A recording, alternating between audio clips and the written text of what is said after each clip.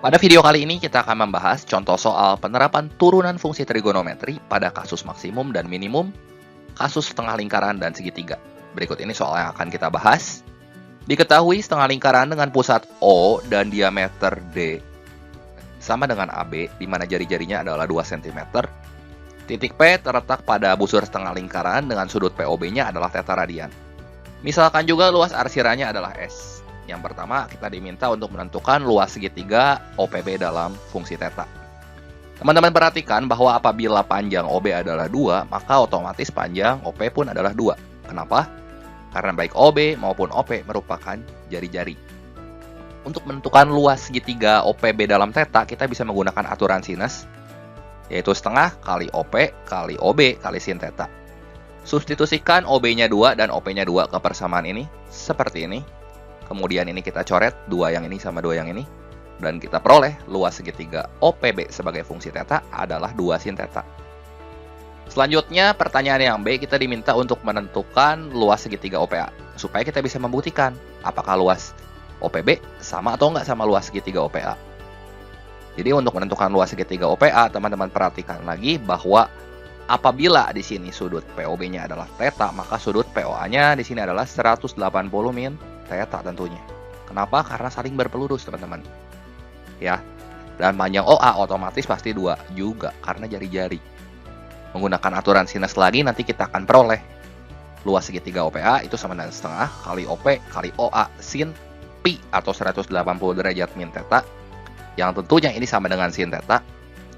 Jadi kita substitusi, OP-nya itu adalah 2 dan OA-nya adalah 2 kali sin theta ini ya. Ini juga kita coret lagi. Dan kalau kita hitung, kita peroleh luas sebagai fungsi theta itu adalah 2 sin theta. Nah, perhatikan bahwa luas segitiga OPB sama dengan luas segitiga OPA. Jadi terbukti jawaban yang diinginkan. Nah, untuk pertanyaan yang C, buktikan bahwa luas S ini adalah 2 kali pi min 2 sin theta. Untuk menentukan luas S ya gampang aja. Berarti tinggal luas setengah lingkaran dikurangi luas segitiga OPB dikurangi luas segitiga OPA.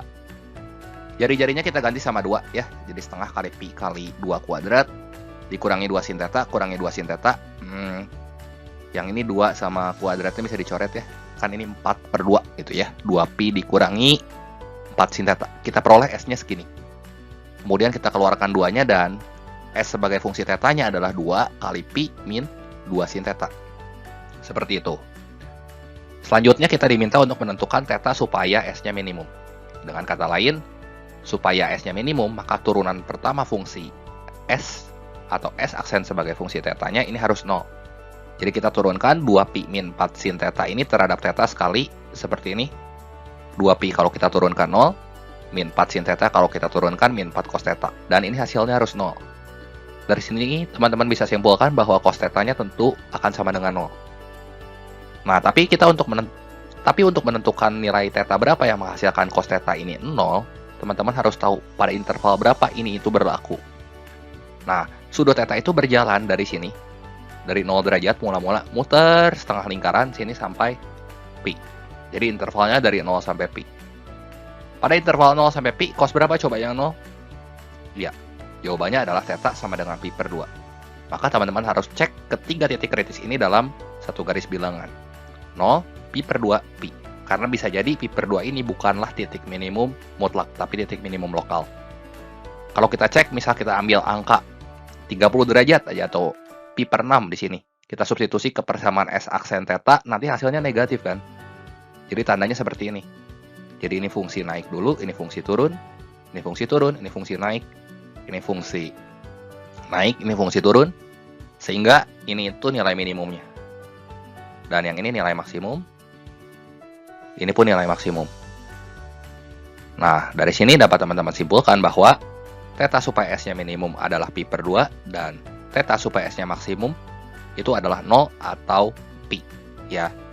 Nah, kalau misalnya ditanya luasnya, maka di sini tinggal kita substitusikan saja pi/2 ke persamaan S, sehingga kita peroleh luas arsiran minimumnya adalah 2pi min 4 dan luas arsiran maksimumnya di sini adalah 2pi, ya. Kalau 2pi ya berarti full di sini, utuh. Segitiganya ini berimpit jadi garis, jadi diameter gitu. Oke, demikian saja pembahasan singkat untuk contoh soal masalah maksimum dan minimum turunan fungsi trigonometri matematika peminatan kelas 12 kali ini. Semoga video ini bermanfaat dan membantu teman-teman semua dalam belajar. Buat teman-teman yang mau lihat contoh-contoh soal dan materi lainnya tentang turunan fungsi trigonometri, dapat kalian lihat pada end screen berikut ini.